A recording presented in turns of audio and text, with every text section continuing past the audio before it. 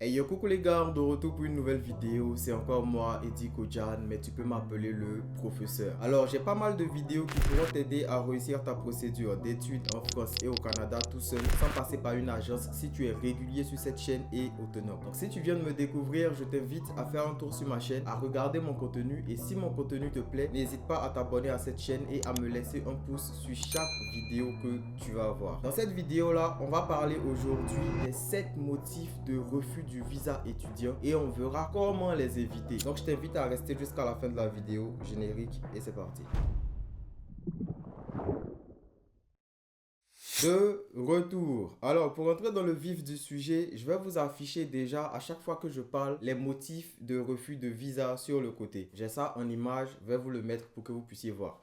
Donc, le premier motif de visa, ça va vous faire rire, mais c'est écrit: le document de voyage présenté est faux ou falsifié. C'est-à-dire quoi? Qu'il y a des gens qui s'amusent à venir avec un faux passeport pour faire une demande de visa. Ne pensez pas que les gens sont dupes. Si vous avez ça à l'esprit, sachez que ça peut être une cause de refus de visa parce que ce motif, il existe. Il y a des gens qu'on refuse à cause d'un faux passeport. J'arrive pas à comprendre comment on peut falsifier un passeport, mais il y a vraiment des gens qui le font. C'est pour ça que le motif existe. Donc, si vous avez ça dans vos projets, commencez à enlever maintenant parce que si vous avez un faux passeport, c'est clair que ça va se voir et vous allez avoir un refus de visa pour motif 1.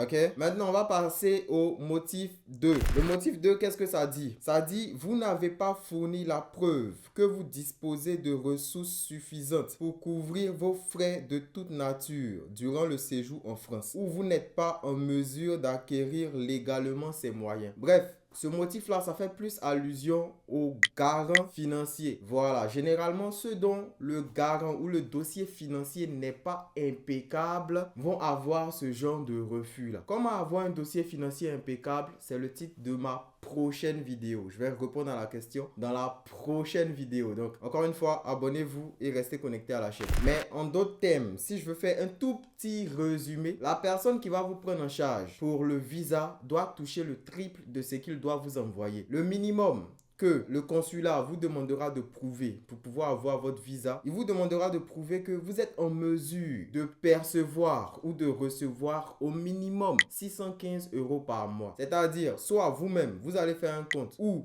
vous allez mettre 615 €, c'est-à-dire 402 000 francs fois 12 sur une année. Soit vous allez trouver quelqu'un qui a suffisamment les moyens pour vous envoyer 615 € par mois. Et si cette personne vous envoie 615 € par mois, qui revient à 402 000 francs, c'est clair que cette personne-là doit toucher par mois beaucoup plus que ça pour pouvoir vivre.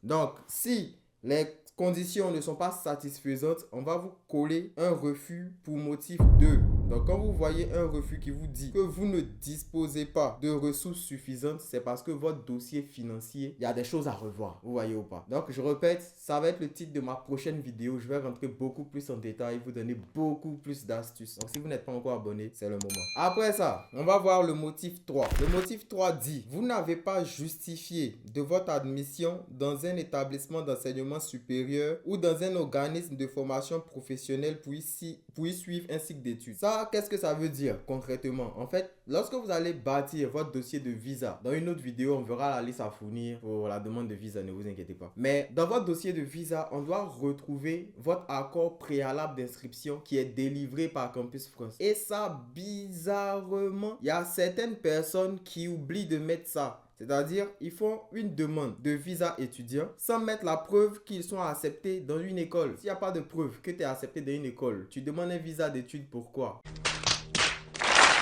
On ne peut pas te l'accorder. Donc, tu vas avoir un motif 3. Donc, faites attention lorsque vous faites vos dossiers de visa. De grâce, même préparez le dossier peut-être au moins 3 jours à l'avance et puis vérifiez-le chaque jour pour être sûr que vous n'avez rien oublié. Parce que ça arrive. Ces motifs-là, moi, je les ai déjà vus. Ok?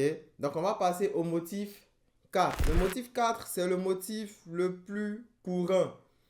Je vais appeler ça le motif clé en griffe parce que quand ils ne savent pas trop quoi vous dire lorsqu'ils vous refusent le visa, ils vous mettent le motif 4. Donc le motif 4, il peut être justifié comme injustifié. Parce que quand ils vous refusent, ils sont obligés de donner une raison. Mais quand il n'y a pas vraiment de raison, ils vont vous mettre le motif 4. Je vais le lire. Le motif dit: il existe des éléments suffisamment probants et des motifs sérieux permettant d'établir que vous séjournerez en France à d'autres fins que celles pour lesquelles vous avez demandé un visa pour études. Dans certains cas, c'est justifié parce qu'il y a des gens, quand on regarde de la manière dont ils ont monté leur dossier Campus France, ça se voit clairement que eux, ils vont pas en France pour étudier en fait. Ils veulent aller en France pour faire autre chose. Ça se voit. Par exemple, des gens qui ont une maîtrise en comptabilité dans leur pays, tu les retrouves en train de faire Parcoursup pour refaire une première année en comptabilité. Ça interpelle l'esprit en fait. Pourquoi quelqu'un qui a une maîtrise en comptabilité veut tout abandonner du jour au lendemain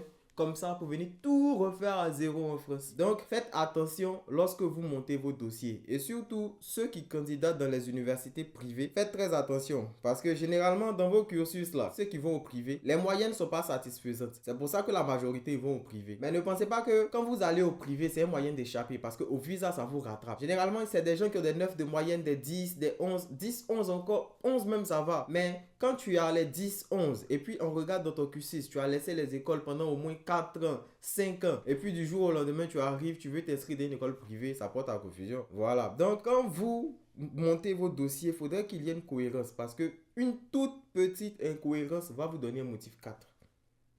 C'est clair, non? Donc, en même temps aussi, vous devez savoir que si l'entretien Campus France, vous l'avez raté, ce motif-là, vous allez l'avoir à coup sûr. Comment savoir que l'entretien Campus France, on l'a raté? Parce que c'est pas le fait de répondre à toutes les questions qui veut dire qu'on l'a réussi. Comment savoir qu'on l'a raté? Ça va être le sujet d'une autre vidéo. Donc, encore une fois, abonnez-vous à la chaîne. Ok, donc le motif 4, c'est généralement la constitution du dossier. Quand il y a des ambiguïtés, des trucs bizarres, ils vont vous coller le motif 4. Ou quand ils ont envie de vous refuser, mais qui n'ont pas de bonnes raisons de le faire, ils vont vous cocher ce motif-là aussi. Donc voilà, c'est ça. Ce motif-là, quand on vous le colle, généralement, c'est à vous de faire votre analyse. Si tout va bien dans votre dossier, dites-vous qu'on vous colle ça parce que ils n'ont pas envie de vous accorder le visa. Et le visa n'est jamais garanti à 100%. Le jour où quelqu'un vous dit que le visa est garanti à 100%. What? Bro, what are you talking about? Fuyez, parce que la personne veut juste bouffer votre argent. J'avance. Pour le motif 5, c'est écrit: les informations communiquées pour justifier les conditions du séjour sont incomplètes et ou ne sont pas fiables. Ce motif-là, il prête aussi à confusion, parce que généralement, quand vous voyez ça, vous vous dites que c'est le logement qui a fait défaut. Mais on va relire, vous allez comprendre. On dit les informations communiquées pour justifier les conditions du séjour.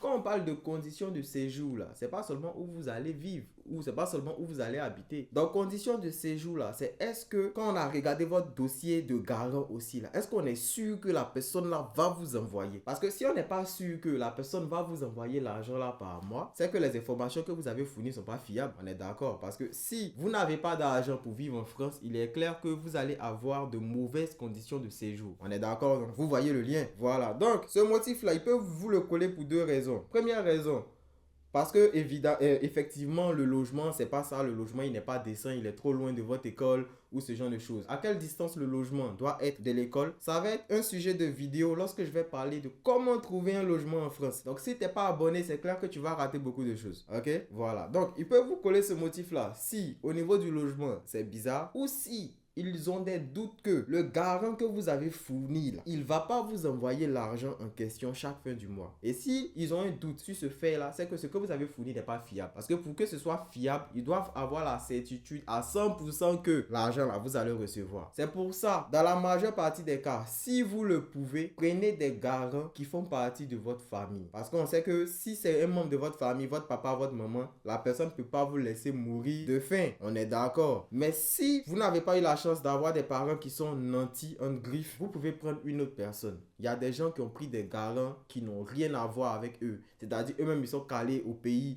au Sénégal, en Côte d'Ivoire. Ils ont des garants blancs qui vivent en France. Ils ont eu le visa avec. Parmi mes cas là, il y a beaucoup comme ça. Voilà. Donc, il ne faudrait pas que ce soit quelque chose qui vous trouble. Mais pour un souci de fiabilité, vous voyez que c'est mieux quand c'est ton père, ta mère, ton oncle, en tout cas quelqu'un de ta famille qui porte ton nom, qui te fait la prise en charge. Au moins là, on sait que c'est un membre de sa famille. Il ne peut pas laisser la personne vivre vivre en France comme ça, sans moyens financiers. Vous voyez, donc au niveau fiabilité, il y a un peu plus de fiabilité à ce niveau-là. Vous voyez, non? Ok. Donc, motif 6. Vous avez fait l'objet d'une mesure vous interdisant le retour sur le territoire français. Bon, ça en d'autres termes, c'est pour ceux qui ont eu à partir en France auparavant. C'est-à-dire, eux, ils sont partis, ils ont eu un visa touristique, ce genre de choses. Et puis, ils sont arrivés en France et puis ils sont restés plus que la durée de leur visa. C'est-à-dire, si leur visa expirait en juin, les gars se sont amusés à rester là-bas jusqu'en août. Donc, eux, comme ça, là, généralement, quand ils rentrent au pays, ils ne le savent pas, mais ils ont une interdiction de territoire. On appelle ça IRTF, si je me trompe pas. Bref, j'ai oublié. Voilà, en tout cas, c'est un truc comme ça. Interdiction de retour sur le territoire français, c'est ça. C'est IRTF. Donc, si vous êtes dans ce cas-là, que vous avez eu un visa touristique et que vous êtes parti, que vous avez eu l'intention de caler en France, mais que les réalités sur le terrain vous ont découragé, donc vous êtes retourné au pays pour essayer de faire un visa d'études, sachez que ce motif-là, c'est à vous que ça va être destiné.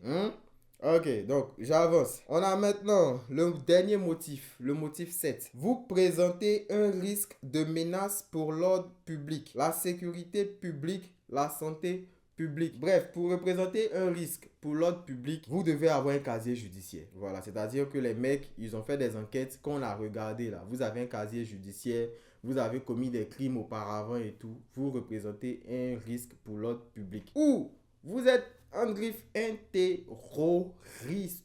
Voilà. Mais franchement, parmi ceux qui me regardent, je pense qu'il n'y a pas de terroristes dedans. Donc, pour avoir ce motif-là, franchement, il faudrait que vous ayez vraiment un casier judiciaire. C'est la seule condition pour que vous puissiez avoir ce motif-là. Ou sinon, si vous êtes atteint d'une maladie chronique et qui se propage assez vite, vous pouvez aussi avoir ce motif parce qu'on dit vous représentez un risque pour la santé publique. Vous voyez, non? C'est pour ça au Canada, ici, ils font visite médicale. Vous voyez? Voilà. En France, ils font pas visite médicale. Je sais pas comment ils vérifient, mais en tout cas, c'est ça. Ok? Donc là, on a vu un peu les motifs de refus. Je vous ai expliqué un peu qu'est-ce qui peut engendrer ce refus-là. Donc, logiquement, si vous êtes malin, vous allez faire en sorte d'éviter tout ce que j'ai dit là pour avoir un bon dossier. On est d'accord, non? Mais comme je l'ai dit, motif 2 qui parlait des ressources financières, du document financier ou du garant financier, je vais en parler dans ma prochaine vidéo. Le motif 5 concernant la fiabilité des informations, je vais en parler dans une autre vidéo. Et la vidéo là, je vais l'appeler comment avoir un dossier de visa